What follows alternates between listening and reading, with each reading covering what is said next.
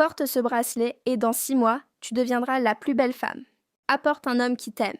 Où est le sacrifice que je t'ai demandé, épouse? Prends ta couronne et laisse-moi te raconter comment cette histoire a commencé. C'était une fois, dans un petit village appelé Obaruku, vivait une fille que tout le monde essayait de ne pas remarquer. Elle s'appelait Tina, mais même quand on la voyait, ce n'était jamais pour de bonnes raisons. Tina n'était pas belle, elle était très maigre, avec des pommettes saillantes et une peau terne.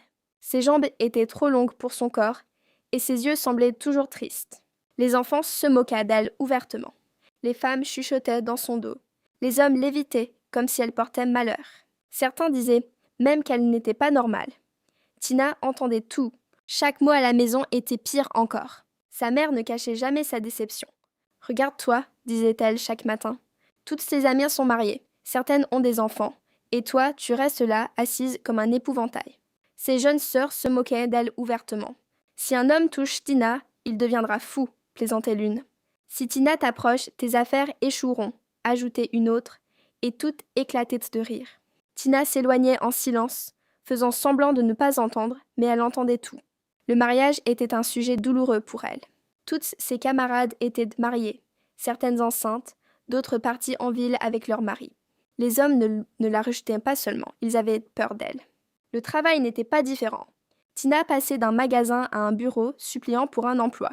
Certains la regardaient en disant « On t'appellera », d'autres ne la laissaient même pas finir de parler. Une femme chuchotait à une autre, pensant que Tina n'entendait pas. « Les clients fuiront si on la garde ici. » Ce jour-là, Tina rentra chez elle sous un soleil brûlant, les pieds douloureux et le cœur lourd. Cette nuit-là, elle pleura. Elle regarda son reflet dans un miroir et murmura « Dieu, pourquoi suis-je comme ça ?» Le lendemain matin, Tina alla au ruisseau pour puiser de l'eau. C'était un endroit qu'elle évitait habituellement, car les femmes aimaient y bavarder, mais elle n'avait pas le choix. En s'approchant, elle entendit des rires. 3 jeunes femmes étaient près de l'eau, leurs cheveux bouclés, leurs pagnes bien attachés. L'une venait de se marier, une autre attendait son premier enfant. Quand elles virent Tina, elles rirent doucement. L'une murmura assez fort pour qu'elle entende. « Regarde Tina, toujours perdue comme une chèvre. » Elle rit de nouveau. Tina baissa la tête et se concentra sur le remplissage de son récipient. Ses mains tournaient légèrement pour partir quand quelqu'un toucha doucement son bras.